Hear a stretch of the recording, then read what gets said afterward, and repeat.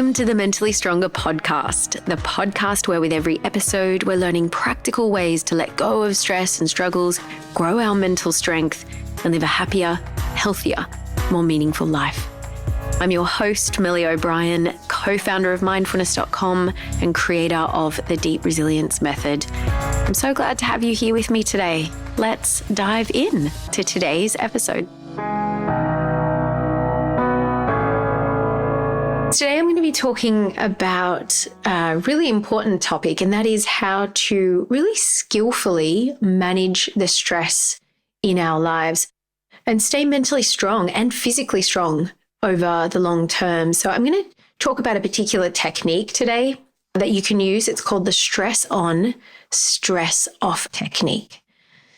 So for most of us these days, we experience quite a bit of ongoing stress in daily life. We are often very, very busy. We have very full to-do lists and calendars, as well as our own worries and personal challenges to deal with, such as trouble in relationships, financial difficulties, concerns about things like climate change and technology changing.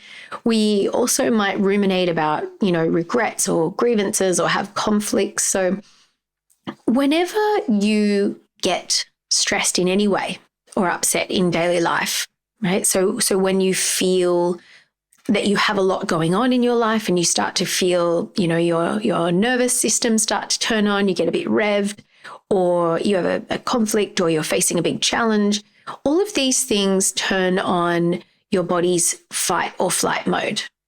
Now, the fight or flight mode of the body was evolution's way of mobilizing your body in times of stress so that you could run, fight, or freeze in times of immediate danger. This is what kept our ancestors alive in the caveman days. So the fight or flight system was really designed to be triggered when there was an immediate danger in front of us.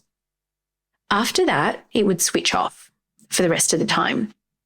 Unfortunately, these days, we tend to have an ongoing tension in the mind and body, which we pay a high price for. So it's like the fight or flight response, instead of just triggering off in immediate danger, it's just stuck on this low level setting a lot of the time. And this can lead to all kinds of health problems, as well as mental illnesses, such as anxiety and depression.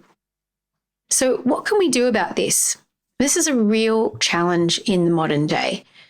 There's a doctor called Dr. Herbert Benson, who is the author of a book called The Relaxation Response. And what he says is that regular elicitation of the relaxation response, that is the opposite response to the fight or flight response, can prevent and compensate for the damage incurred by frequent nervous reactions that pulse through our hearts and bodies.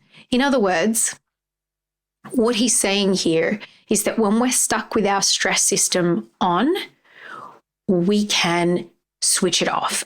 We can switch the fight or flight system off and switch the relaxation response on through regular and deliberate relaxation practices. So what I want to give you today is I want to give you 3 ways that you can really easily integrate this switching on of your relaxation response, the switching off of your fight or flight response as you just go about daily life.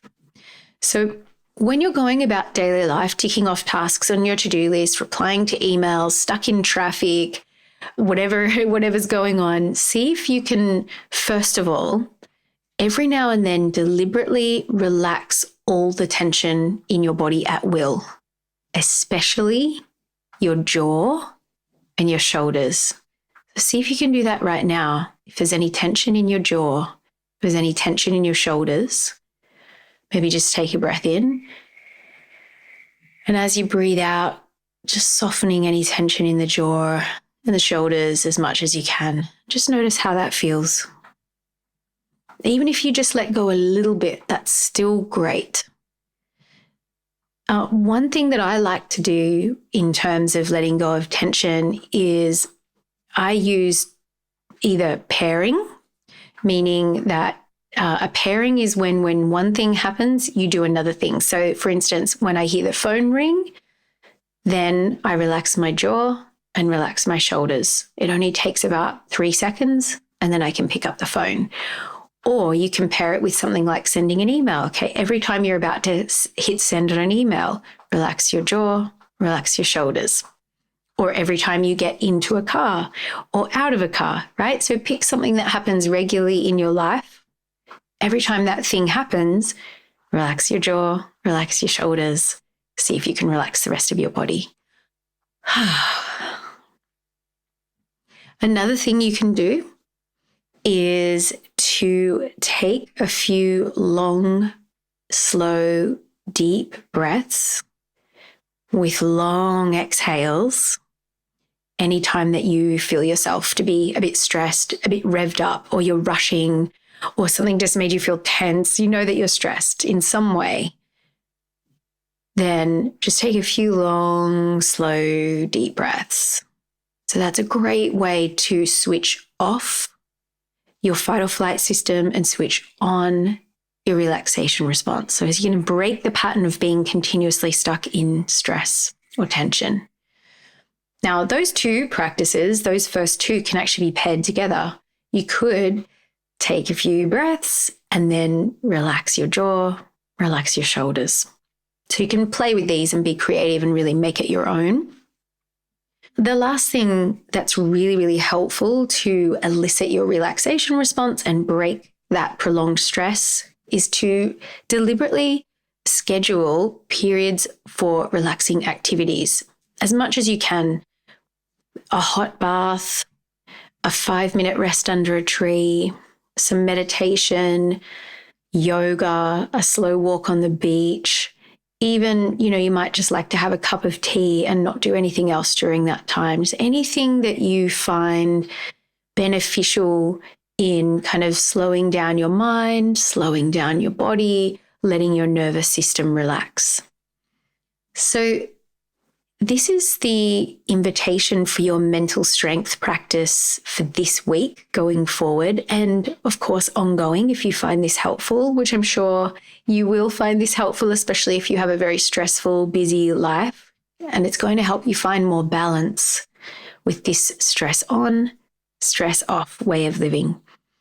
So this is the invitation to take either one or all of these 3 practices and try to integrate them into your life, right?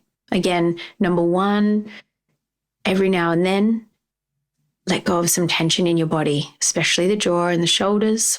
Pair it with another activity. 2, anytime you feel stressed, take some long, slow, deep breaths, at least 3. And then 3, schedule regular periods of relaxing activities as much as you can. So that's the practice for this week. Deliberately elicit your relaxation response, deliberately interrupt your stress response. The more you do this, the more you train your mind and body to naturally drop into a relaxed state for the majority of the time, a much more enjoyable and fulfilling way to live. Wishing you well with this practice. I do hope it is beneficial in your life, and I look forward to being here with you again on the next episode of the podcast. Till then, take care.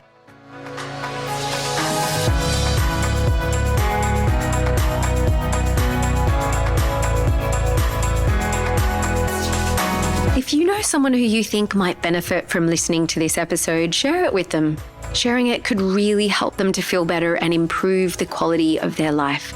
And if you found this episode helpful, remember to subscribe to the podcast so that you can receive more tips on growing your mental strength, and you can keep practicing along with us every week. If you are wanting more support in becoming mentally stronger, come over to my website and take a look at all the coaching and training options that I have there for you. And I also have a bunch of free resources, including a 5-day mental strength challenge that you can begin right away to kickstart your mental strength, improve your mental well-being, as well as your happiness and resilience. You can find all the links for this in the show notes. Thanks again for tuning in. Take care and stay strong.